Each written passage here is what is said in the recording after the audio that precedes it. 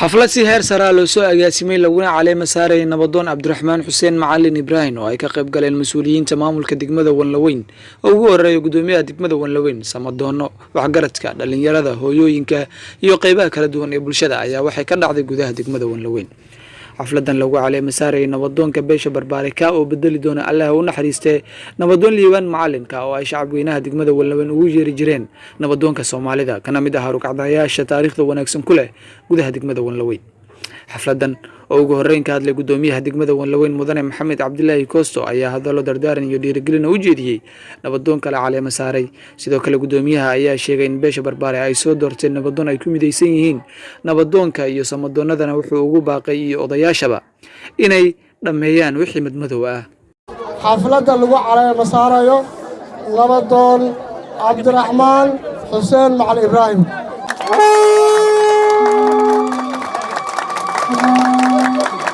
waxaa maanta farxad weyn ii ah oo in aan ka soo qayb galo xaflad ay ku caleema saarayaan beesha barbaara ayagoo ku soo heshiiyey dhammaantoodii siday warqadda ku qoran ay ii keeneen sidaa daraaddeedii waxaan leeyahay nabadoonkiina ha naqdo kii nabadda horseeday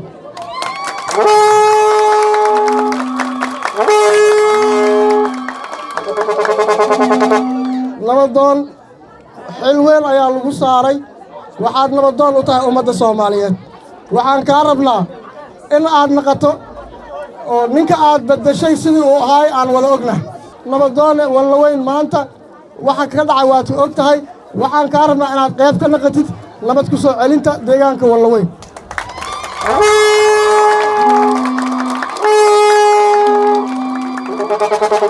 waxaa taagan culimada taagan aqyaartiya taagan hadda labada dhinac waxaan leeyahay lama kala maqno balse waxaan rabaa wixii madmadow beesha dhaxdeedii inaad gogol ka dhigtid isu keentid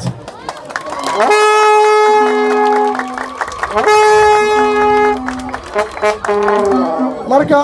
waxaan ku leeyahay mar koowaad mar labaad mar saddexaad nabadoon soo dhawow beesha waa ku madaysantaa saan u malaynayo waxa dhinacyahayga taagan waa dadkii muctarifka ahay ee heer Wanlaweyn aqoonta ay u lahaayeen taasna meesha waxaad ka dareemi kartaa in gungaar laga gaaray la heshiiyey oo wax la isku raacsiyaa meesha la keenay sidaa daraaddeed warka inaan ku dheeraado ma rabo aniga waxaan la shaqaynayaa nabadoonkas la isku soo raaco oo beesha ay isku soo raacdo sidoo kale waxaa goobtaasi ka hadlay Samadoon Suldaan Kaalmooy Samadoon Abuukar iyo sidoo kale Malaaq Cumar Daawud waxayna nabadoonka kula dardaarmeen inuu waajibaadkiisa si wacan u guto lana yimaado samir iyo dulqaad waxay kaloo sheegeen inuu buuxiyo booska uu ka baxay nabadoon Liibaan Macalin yeeshana sifaadkii uu lahaa waxa taariikh noo ah maanta oo beesha barbaara beel ka mid ah in nabadoon ay adoogii naxariis janna Allah siiye oo meesha ka baxay qabrigiisa khayr Allah ka siiye ay ku bedelaysan Cabdi Xuseen Macalin Ibrahim ah oo ay ku bedelayso aan noo mahad ah mahadaas Allah iskale mahadaas Allah u sugnaatay maxaa la rabaa nabadoon marka dadka inuu isku soo jiido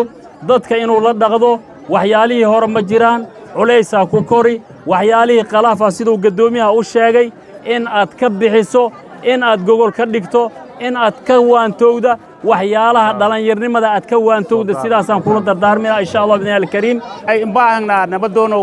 nabadgelyo iyo caafimaad iyo sheega gunta inaad ka hogaamiyo hoggaanka u soo qabadana maalinka du'aayana ilaahay garab shay galo unana garab ay taagna ilaahay qoolje insha Allah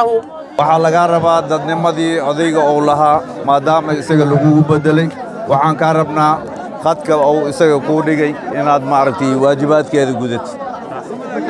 marka kale waxaan ku sheegayaa oday oo mataqaanaa wuxuu ahaa geesi ah aan soo waabanaynin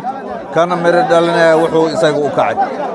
waxaan ka codsanayaa ama aan kugu dhiirigelinayaa in maaragtay wadada adii aad lagaaga baahan yahay lagu askumay inaad ka soo miro dhalisid sidoo kale ururka hooyooyinka Maama Ruqayo ayaa iyana kula dardaarantay inuu waajibaadkiisa guto bulshadana uu mideeyo nabadoonka cusub oo dhalinyarada ee geega 20 jirka ah xilku ilaahay indhiibi inuu ilaahay infududeeyo geega balamaynay una ururka haweenka in una garab sheekino oo garab sheey taagino oo asari hiraaba waxa la shaqeyno ugu dambeyntii waxa hadalka soo xiray nabadoon Cabdiraxmaan Xuseen Macalin Ibrahim wuxuuna yiri aabbahay wuxuu ahay nabadoon 7 barbaar kale meehan aabbahay nabadoon 5 caleemood oo ahay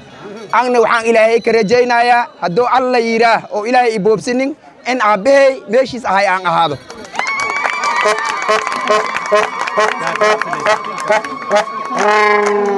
إن شاء الله حلكان هليلة قاعدة شن عليهم وامد شن عليهم وامد